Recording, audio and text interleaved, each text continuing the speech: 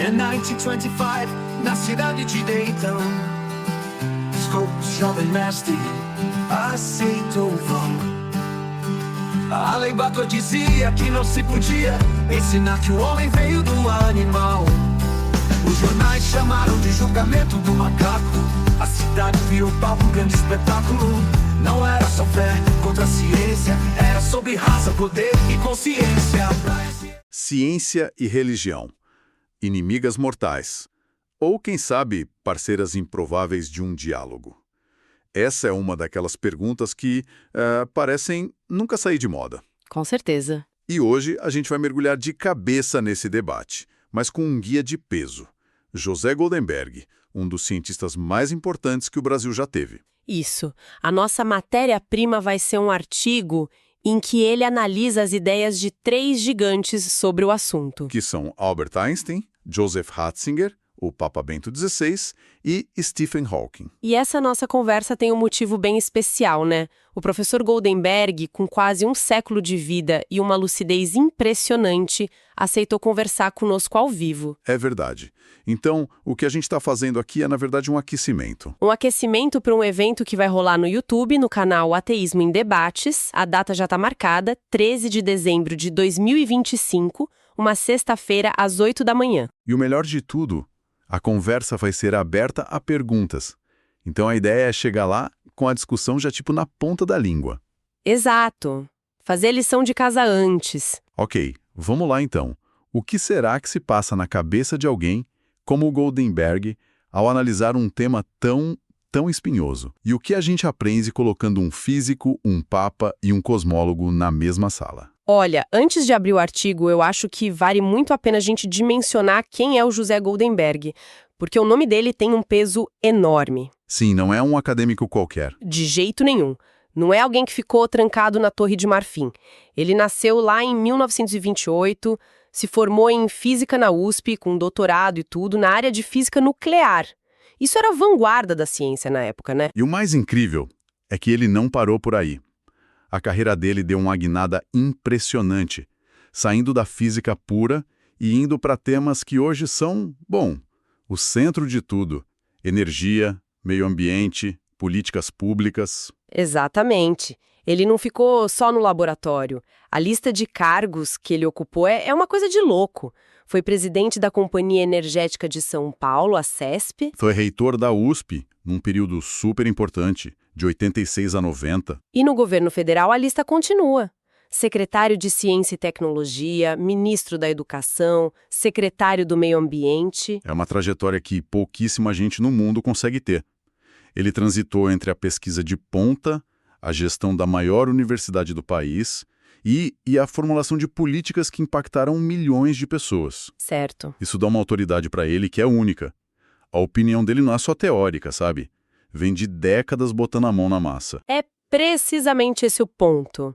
A visão dele sobre ciência e religião vem de alguém que viveu a ciência no seu nível mais alto e, ao mesmo tempo, lidou com as complexidades do mundo real, da política. Por isso que a análise dele é tão valiosa. Combinado? Então vamos ao artigo. Goldenberg escolhe começar por Einstein, o que por si só já é um universo de discussão. E o primeiro ponto que ele levanta é que o Einstein batia o pé contra a ideia de que todo cientista é, por definição, ateu. Sim, e Goldenberg ressalta a distinção que Einstein fazia, que é fundamental para entender o resto. Para o Einstein, o método científico é uma ferramenta poderosíssima para explicar como as coisas funcionam. Causa e efeito, as leis do universo. Isso, mas essa ferramenta tem um limite. Ela não foi feita para provar ou refutar hipóteses que não podem ser testadas, como a existência ou não de Deus. A ciência tem o seu campo de jogo e fora dele, ela simplesmente não tem o que dizer. Ok, essa parte me pegou de surpresa. Eu sempre associei o Einstein a uma visão quase agnóstica, mas o Goldenberg diz que ele rejeitava um Deus pessoal. O que isso significa na prática? Ele acreditava em algo, mas não num Deus que ouve preces? É exatamente isso. A rejeição de Einstein, e o Goldenberg deixa isso muito claro, era a ideia de um Deus antropomórfico. Um ser que se preocupa com o destino de cada um de nós, que atende a pedidos, que pune ou recompensa. Entendi. Para o Einstein, essa imagem de Deus era uma projeção dos nossos medos e desejos. Uma espécie de figura paterna cósmica que a gente inventou para se sentir menos sozinho no universo. Perfeito. O Goldenberg usa uma expressão do próprio Einstein que dizia que essa ideia pertencia ao período juvenil da humanidade. Que é uma forma bem elegante de chamar de imaturo, né? Pois é. Mas a parte fascinante é a alternativa. Se não era nesse Deus pessoal em que o Einstein acreditava. E aí o Goldenberg conecta o pensamento dele ao filósofo Spinoza. O Deus de Spinoza. Já ouvi falar, mas, para ser sincero, nunca entendi direito. O Deus de Spinoza não é uma pessoa, é um sistema. É a própria ordem, a harmonia, a lógica matemática que rege o universo. Para o Einstein, Deus não era um ser que criou as leis da física. Deus era as leis da física. Exatamente. O sentimento religioso dele vinha de uma admiração profunda, quase um êxtase, ao contemplar a beleza e a inteligência dessa estrutura cósmica. É um Deus que se revela na equação E igual a mc ao quadrado, não em um milagre, sabe? Então, para Einstein, rezar não faria o menor sentido. O divino seria a própria beleza das leis do universo, não uma entidade que interfere nos acontecimentos. Isso me faz lembrar, na hora, daquela história famosa do Laplace, que o Goldenberg também comenta no artigo. A conexão é perfeita. Pierre-Simon Laplace, o matemático e astrônomo genial, apresentou o trabalho dele sobre mecânica celeste para Napoleão. E o Napoleão, que gostava de se meter em tudo, olhou aquilo e perguntou. Muito bonito, mas não vejo menção a Deus no seu sistema. E a resposta de Laplace entrou para a história. Senhor, eu não tive necessidade dessa hipótese. É uma resposta de uma elegância cortante. Totalmente. E o que o Goldenberg mostra é que o Einstein, de certa forma, compartilha desse espírito.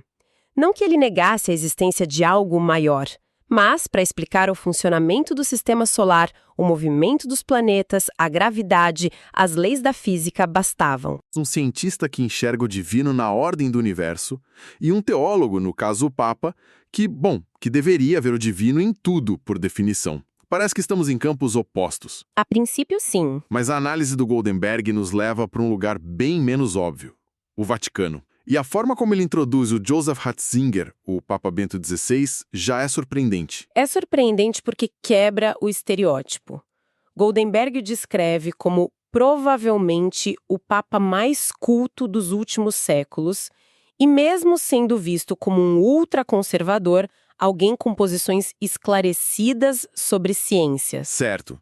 Isso já prepara o terreno para mostrar que o diálogo não é tão simples quanto parece. Exato. E quais são essas posições esclarecidas que o Goldenberg destaca? São duas, principalmente.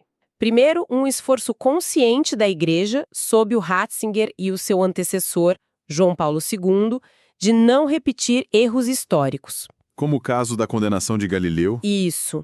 Há um reconhecimento de que a ciência tem seu próprio método e sua autonomia.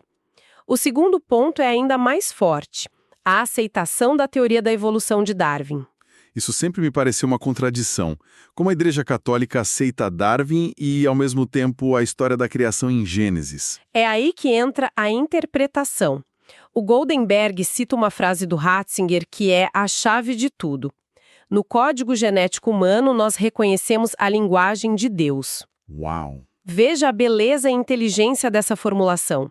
Em vez de ver a evolução como um processo cego e aleatório que destrói a fé, o Ratzinger a ressignifica. A evolução seria um método que Deus usou para criar. O DNA seria a caligrafia divina. Perfeito. A biologia não contradiz a teologia. Ela revela um mecanismo. E o mesmo vale para o Big Bang. Que tanto Ratzinger quanto João Paulo II aceitaram como origem do universo, como Goldenberg aponta. E ao fazer isso, eles promovem o que o Goldenberg chama de uma mudança estratégica e intelectual profunda na teologia. Peraí, por que você diz que isso é uma concessão gigantesca? A Igreja está sempre se adaptando. Isso não é só uma forma de se manter relevante, de encaixar a doutrina antiga numa descoberta nova? É mais do que isso. Ao aceitar o Big Bang como o início de tudo, eles estão, na prática, limitando o campo de ação de Deus. Não é mais um Deus que interfere no dia a dia, que ajusta a órbita de um planeta ou que cria cada espécie individualmente do barro. Entendi. Nessa visão, o papel do Criador se concentra no ato inicial, na explosão primordial. Foi ele quem acendeu o pavio. Certo. Dali para frente, o universo se expandiu, galáxias se formaram, a vida evoluiu. Tudo de acordo com as leis da física que foram estabelecidas naquele primeiro instante. Entendi. Então Deus seria o autor das regras do jogo, mas não um jogador que fica movendo as peças o tempo todo. Perfeito. E é aí que a convergência surpreendente acontece. De um lado, você tem um cientista como Einstein, que não é ateu, mas acredita num Deus impessoal, na ordem cósmica. Certo. Do outro, um teólogo como Ratzinger, que aceita que o universo opera por leis naturais e que não é preciso invocar um milagre para explicar cada fenômeno. Parece que eles encontraram um território comum. Quase um acordo de paz. A ciência cuida do como e a religião pode se ocupar do porquê ou de quem deu o pontapé inicial. É um bom resumo? Quase. Porque, pelo que eu li no artigo, essa paz é bem frágil. E o Goldenberg joga uma bomba nesse consenso elegante quando ele traz o Stephen Hawking para a conversa. Hawking é o elemento disruptivo. Ele chega para bagunçar o coreto. Enquanto Einstein e Ratzinger pareciam concordar que, no mínimo, era preciso alguém para dar o start no universo. O Hawking chega e diz, talvez não. Exatamente. Goldenberg explica a posição dele de forma muito clara. Hawking questiona a necessidade de um criador até mesmo para o momento inicial. Ele leva a ideia de Laplace ao extremo. E a analogia que o Goldenberg usa para explicar essa ideia é ótima. A de que o universo poderia ter surgido como bolhas que se formam espontaneamente na água fervendo. É uma analogia visualmente poderosa. A ideia vem da física quântica. Em escalas subatômicas, o nada, o vácuo quântico, não é realmente vazio. É um borbulhar de energia onde partículas virtuais podem surgir e desaparecer o tempo todo. Do nada. Do nada, por frações de segundo. A proposta de Hawking, de forma bem simplificada, é que o nosso universo inteiro pode ter sido uma dessas flutuações que, por acaso, em vez de desaparecer, inflou de forma violenta e deu origem a tudo que conhecemos. É uma ideia que, sinceramente, dá um nó na cabeça. Pensar que toda a existência, as galáxias, a vida, pode ser só um acidente quântico. Totalmente. É ao mesmo tempo incrível e um pouco assustador, não acha? É vertiginoso. E a consequência filosófica é brutal.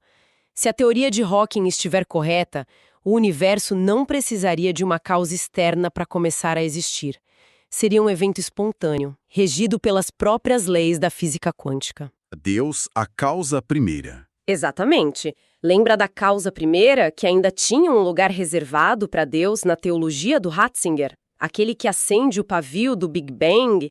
A física de Hawking, se comprovada, eliminaria essa necessidade. O não precisar da hipótese de Laplace se aplicaria ao próprio ato da criação. Isso. Mas, e essa é a parte crucial que o Goldenberg faz questão de sublinhar no final, se comprovada. Exatamente. Ele termina o artigo com os pés no chão. Ele enfatiza que essas teorias de Hawking, por mais matematicamente elegantes que sejam, ainda estão no campo da especulação. Elas aguardam confirmação experimental. E como você testa experimentalmente a origem do universo? É um desafio científico monumental. Pois é. E enquanto essa prova não chega, a polêmica continua. A ciência ainda não deu, e talvez nunca dê, a palavra final sobre a necessidade de um criador. Uau, que jornada! A gente passou pelo Deus impessoal de Einstein, que é a própria harmonia do cosmos. Certo. Vimos a teologia do Ratzinger se adaptar de forma surpreendente, abraçando o Big Bang e a evolução como ferramentas divinas. Sim. E terminamos com um desafio radical de Hawking, que coloca na mesa a possibilidade de um universo que surge do nada por conta própria. E o grande mérito do Goldenberg, ao nos guiar por essas três mentes, é mostrar que o debate é muito mais sofisticado do que a briga de torcida que a gente costuma ver. Não é uma gritaria entre ateus e crentes. É um diálogo complexo. Super complexo, em que as fronteiras estão sempre se movendo. A ciência avança e explica cada vez mais sobre o como, mas as grandes perguntas sobre o porquê continuam pulsando. E é incrível pensar que vamos poder ouvir o próprio José Goldenberg, o nosso guia nessa discussão, falando sobre isso ao vivo. É uma chance de ouvir a fonte original, de ver como ele articula essas ideias em tempo real. Sem dúvida. Uma oportunidade única de interagir com uma das mentes mais brilhantes do país. Lembre-se, dia 13 de dezembro de 2025, às 8 da manhã, no canal Ateísmo em Debates. É a chance de levar as perguntas que surgiram aqui direto para ele. Exato. Com certeza estarei lá. E essa discussão toda nos deixa com uma última provocação, né? Sim. O artigo do Goldenberg termina com a ciência aguardando as provas. Mas isso nos deixa com uma pergunta que talvez a física nunca responda. Vamos imaginar que um dia o Hawking estivesse certo. Certo. Que a ciência consiga explicar de forma completa e irrefutável a origem do universo a partir do nada, sem a necessidade de qualquer criador. O que aconteceria com a busca humana por significado e propósito? Seria o fim do diálogo entre ciência e religião.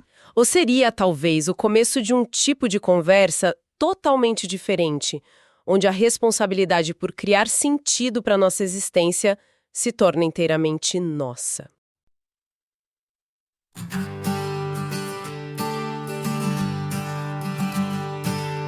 Em 1925, na cidade de Dayton, Scott, jovem mestre, aceitou o vão. A lei Bator dizia que não se podia ensinar que o homem veio do animal. Os jornais chamaram de julgamento do macaco. A cidade virou palco, um grande espetáculo.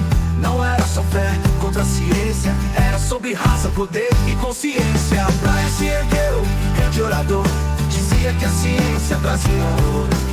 Revolução levava a barbárie, darwinismo social, cruel tirania. A clã marchava, sombra na rua, hierarquia racial, não podia ter lua. Sem fé, dizia Bryan, o saber é mal, porta aberta, o caos, caminho fatal. Darrow chegou, agnóstico gigante, defensor da razão, do direito constante. Viu na lei ataque à liberdade, uma teocracia sobre a humanidade. Todos ao gramado, calor insuportável. Darrow desafia Bryan, ato notável. Pergunta sobre Noé, show sua criação. 6 dias de dilúvio era a interpretação. Bryan admitiu, os dias eram longos. Muralha do literalismo caiu com sons. Derrota moral, mas a lei ainda vigorava. Impacto cultural que a América sentia. Scopes pagou multa, depois anulada pela Suprema Corte, questão técnica aplicada. O julgamento deixou marca e lição, depois lembrava, democracia em avaliação. E avaliação. E avaliação. E avaliação. E avaliação.